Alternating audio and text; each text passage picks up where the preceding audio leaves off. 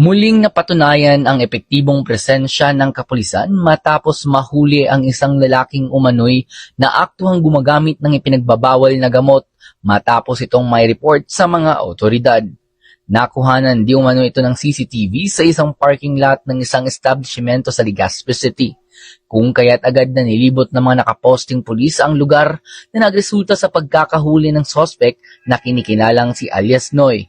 Nasa hustong gulang at bagong tala sa listahan ng mga street-level individual at residente ng nasabing lugar. Na-recover mula sa sospek ang isang rolyo ng aluminum foil, isang green na lighter, 2 pirasong nilakmukos na aluminum strip at maliit na rolyo pa ng aluminum foil. Agad siyang ninaresto ng mga tauhan ng Legazpi City Police Station at ipinaliwanag ang kanyang mga karapatan ayon sa saligang batas. Siya ay nakatakdang sampahan ng kasong paglabag sa Sections 15 at 12, Article 2 ng Republic Act 9165 o ang Comprehensive Dangerous Drugs Act of 2002. Mula po dito sa Albay Police Provincial Office, ako po si Patrolman Corby Flores, nag-uulat para sa Police News Network. PNP para sa Bagong Pilipinas, serbisyong mabilis, tapat at nararamdaman.